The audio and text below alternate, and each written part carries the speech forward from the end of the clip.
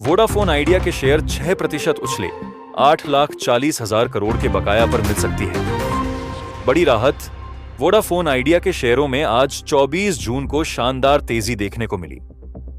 Company के share शुरुआती कारोबार में 6% से अधिक उछलकर 6.96 रुपए प्रति शेयर के स्तर पर पहुंच गए। यह तेजी एक मीडिया रिपोर्ट के बाद आई जिसमें दावा किया गया है कि केंद्र सरकार वोडाफोन आइडिया को उसके 84,000 करोड़ रुपए के रेगुलेटरी बकाया पर बड़ी राहत देने पर विचार कर रही है। वोडाफोन आइडिया के शेयरों में आज 24 जून को शानदार तेजी देखने को मिली। कंपनी के शेयर शुरुआती कारोबार में 6% से अधिक उछलकर 6.96 रुपए प्रति शेयर पहुंच गए। शेयर के स्तर पर पहुंच गए। यह तेजी एक मीडिया रिपोर्ट के बाद आई जिसमें दावा किया गया है कि केंद्र सरकार वोडाफोन आइडिया को उसके 84,000 करोड़ रुपए के रेगुलेटरी बकाया पर बड़ी राहत देने पर विचार कर रही है।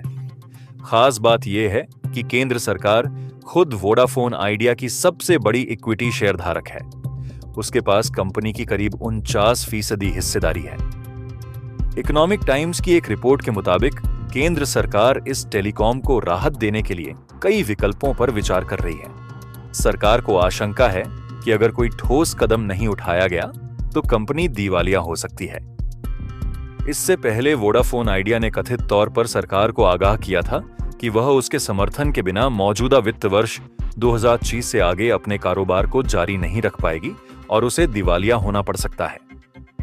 अब नई रिपोर्ट के मुताबिक सरकार संकटों से जूझ रही इस टेलीकॉम कंपनी को बचाने के लिए कई विकल्पों पर काम कर रही है।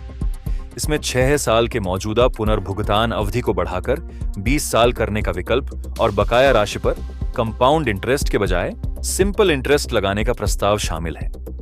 एक अन्य विकल्प के तहत AGR एडजस्टेड ग्रॉस रेवेन्यू मामले पर अंतिम फैसला नहीं आने तक कंपनी से सालाना 1,000 से 1,500 करोड़ का टोकन अमाउंट वसूला जा सकता है।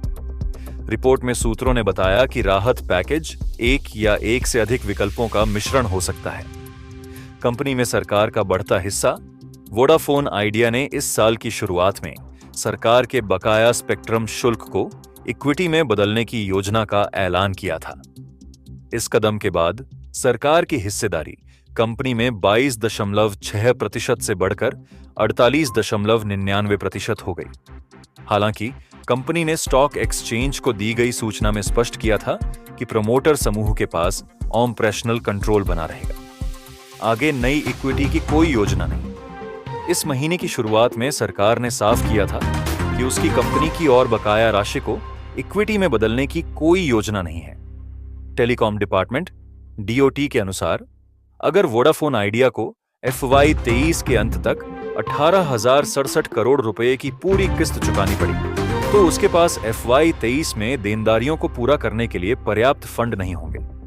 इस बीच सुप्रीम कोर्ट ने अब तक कई बार टेलीकॉम कंपनियों की AGR बकाया में छूट देने की याचिकाओं को खारिज कर दिया है। इससे कंपनियों पर वित्तीय दबाव बना हुआ है। वोडाफोन आइडिया का शेयर परफॉर्मेंस।